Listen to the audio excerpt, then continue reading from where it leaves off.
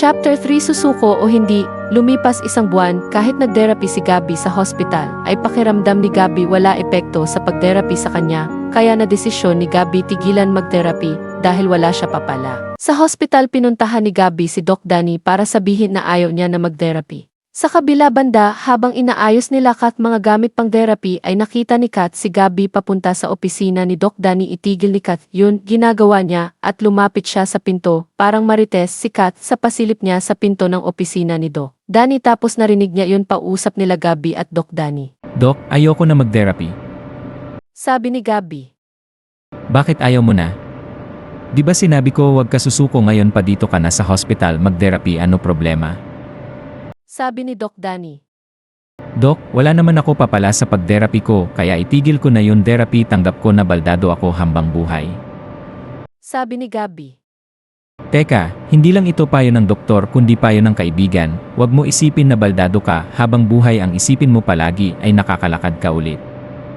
Payo ni Doc Danny kay Gabby. Pero buo na desisyon ko at saka ito na last check-up ko dito. Sabi ni Gabby.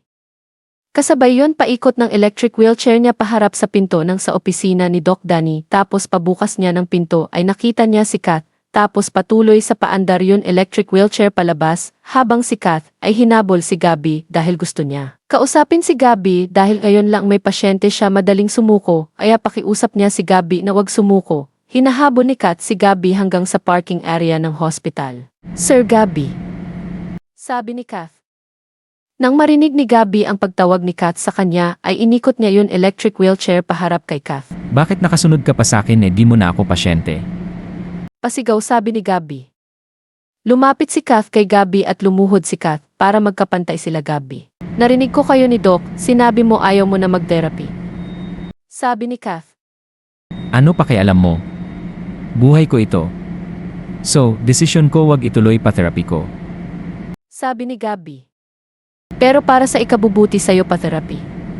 Kung susuko ka sa papagaling mo ay hambang buhay ka nakaupo dyan sa wheelchair mo. Sabi ni Kath. Kung ganun nga gusto ko, may magagawa ka ba?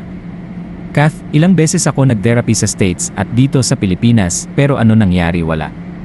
5 years na ako nagkaganito kaya sumuko na ako. Sabi ni Gabby.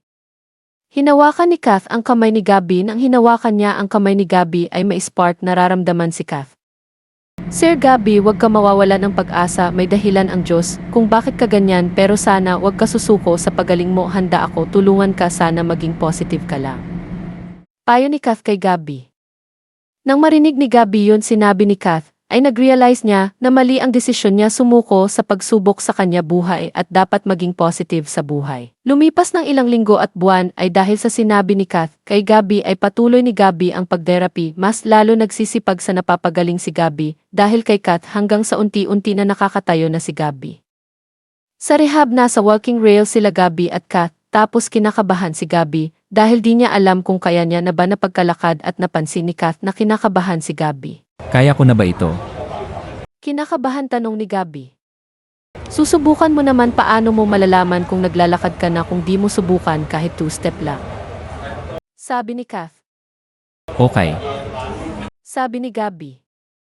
Tapos dahan-dahan ibaba ni Gabby mga paa niya mula sa apakan ng wheelchair. Tapos dahan-dahan tumayo si Gabby sa wheelchair at humawak sa walking rails habang nakaalalay si Kath sa kanya, makatapat sila dalawa. Tapos nagsimula na hakbang si Gabby mula sa 1, 2 hanggang sa pang-4 hakbang ginawa ni Gabby. Sobra natuwa si Gabby dahil nagpakalakad na siya, ganun rin si Kath, at dahil sa tuwa nararamdaman nila ay nagyakapan sila, parang tumigil ng mundo nila. Sa oras yon kasabay yon paglakas pagtibok mga puso nila, tapos bumitaw sa pakayakap si Kath at pinaupo niya si Gabby sa wheelchair. Sir Gabby, mag-upo ka ulit sa wheelchair mo. Sabi ni Kath. Okay. Sabi ni Gabby. Sabay dahan-dahan lumakad si Gabby pagbalik sa wheelchair niya, tapos umupo siya habang si Kath ay nagpaalam nang pupunta siya sa banyo, tapos pagpasok niya sa banyo ay tumingin si Kath sa salamin at humawak sa dibdib niya at nararamdaman niya. Tumitibok pa rin ang puso niya, di niya alam kung ano ito nararamdaman niya. Para kay Gabby, simula maging malapit sila sa isa't isa ay ganito na ang naramdaman ni Kath. Tapos 1 oras lunchtime sa kantin sila Kath at Maika, tapos habang kumakain sila at nagsasalita si Maika ay natulala si Kath at iisip pa rin niya si Gabby tapos napansin ni Micah na tulala si Kath. "Hoy Kath!" Sigaw ni Micah. Nagulat si Kath sa pagsigaw ni Micah at nabitawan niya ang kutsara niya dahil sa gulat. "Ano ba yan, Micah, bakit ka sumigaw?" Sabi ni Kath. Kanina pa ako nagsasalita pero wala pala ako kausap dito dahil kausap ko ay natulala." Sabi ni Micah. "Sorry naman, may iniisip lang ako kaya di kita pakinggan." Sabi ni Kath. "So, ano iniisip mo? Si Sir Gabby ba?" Asar tanong ni Micah. "Ano si Sir Gabby?" "Hindi." Pangtanggi ni Kath. Kath, kilala kita, alam ko di ka pa naka-move on sa yakapan niyo kanina sa rehab." Sabi ni Micah. "Masaya lang kami dahil sa ilang buwan pagterapi ko kay Sir Gabby ay sa wakas nakakalakad na siya, kaya kami nagyakapan." Sabi ni Kath. "Yun lang o baka in love ka na kay Sir Gabby dahil hanggang appear lang ginagawa natin, kapag very good iba mga pasyente natin kay Sir Gabby ka lang yumakap." Sabi ni Micah. "Okay, may aaminin ako sa'yo, medyo may nararamdaman ako kay Sir Gabby simula maging magkaibigan kami, pero kasi pasyente ko siya at mayaman siya at ako mahirap lang, so hanggang crush lang." Sabi ni Kath.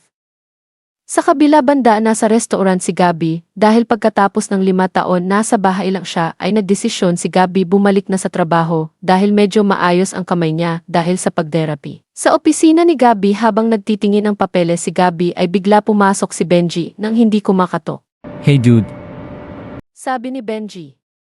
Lumapit si Benji sa lamesa ni Gabby at umapir si Benji kay Gabby tapos umupo sa upuan ng lamesa ni Gabby. "What are you doing here?" Tanong ni Gabby. "Of course I want to go there, my friend, and it's good that you thought to return to your restaurant." Sabi ni Benji. "Well, Mama is getting old, so want her to rest because in 5 years she will be the only one managing this restaurant, and because I'm in pretty good condition to manage this restaurant even though I'm still in wheelchair." Sabi ni Gabby. "Wait dude, it's look like the old Gabby I know is back, that's positive." Sabi ni Benji. "Because I have inspiration, so I do it because of her." Sabi ni Gabby. "Who's the girl?" Sabi ni Benji. "That nurse was therapy to me and I think I'm falling in love with her." Sabi ni Gabby. Nahuhulog nga ba sila Gabby at Kat sa isa't isa? Abangan ang susunod kabanata. Huwag niyo malimutan mag-like at mag-subscribe na sa channel ito, and thanks for watching.